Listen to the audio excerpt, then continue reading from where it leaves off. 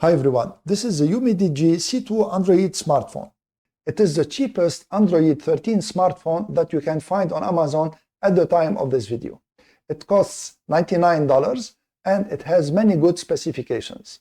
So in this video, I'm gonna unbox it quickly and then I'm gonna talk about the specifications and then of course I'm gonna review it for you. So let's start by unboxing it.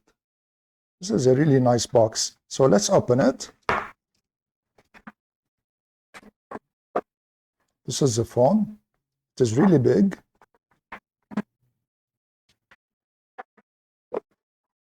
So this is everything you get in the box. You have the phone and it has a protection and it also has a case here, and this is really very good. And what's also good is that they give you also a charger with it. Nowadays, not every phone company gives you a charger with the phone. And this is a pin here, so to put the SIM in it. By the way, this is an unlocked phone, and this is USB-A to USB-C cable, and this is the user manual. So I'm gonna remove the protection now. It really looks nice. It also has a plastic screen protector. So now I'm gonna start it. And this is the first time I start it. The battery is 99% charged. So let me tell you about the main specifications of this smartphone. It has a CPU that is quad-core Cortex-A53. It is up to 2 GHz. And then it is Android 13, which is really very good. For the memory, it has 3 GB of RAM. And also it has 32 GB of internal storage. And it can take 2 SIM cards or 1 SIM card and 1 TF card. So the TF card can go up to 256 GB. And it is unlocked. It has a battery capacity of 5,150 mAh, and it has a 6.52 inches screen size, and it has a resolution of 720 × 1600 pixel. For the cameras, it has on the front of the phone a 5 megapixel camera, and on the back it has a 13 megapixel camera that is the main camera, and a supporting camera of 2 megapixel. It has a flash here light, and it has USB-C charging, and at the same time it is OTG 2, and also it has 3.5mm input jack here. So now I've been using the UMIDIGI C2 smartphone for almost 2 weeks, and I can give you my honest opinion on what I find good in this phone and what I find not so good in this phone. So let me start with the things that I like in this phone and I find that they are good. The first thing is that it's a complete package. So with the phone, you get a protective case that is of a good quality. You get also a screen protector. It is a plastic screen protector, but nevertheless, it is there. And you get a charger with the phone. The second thing that I like about this phone is that it has a very nice 6.52-inch screen that is bright, responsive, and it has a very nice display.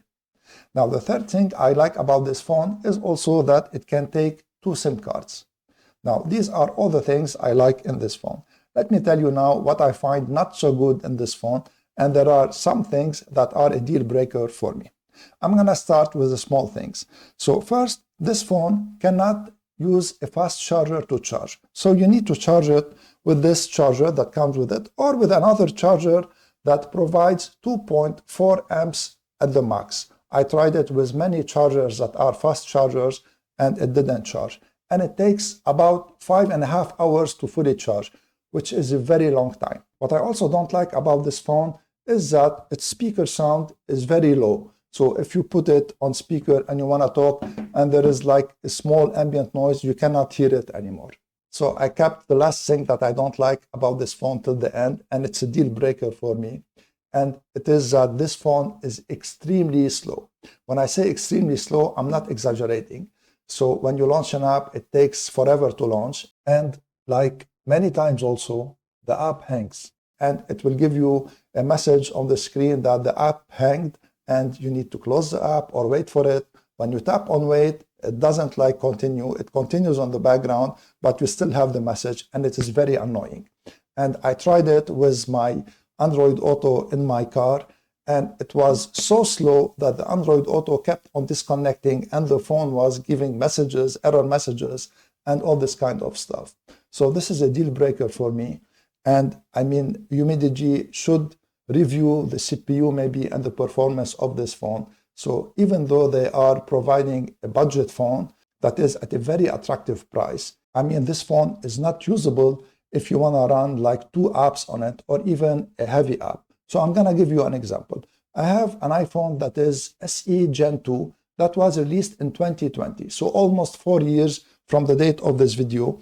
And also it is almost 3.5 years older than this phone. So this comparison will consist on launching the McDonald's app on both phones. And both phones have the same credentials for the McDonald's app, and both phones are connected to the same Wi-Fi network. So see when I launch both apps together. So on the iPhone, the app launched, and on the UMIDIGI, it's still thinking. And now it launched.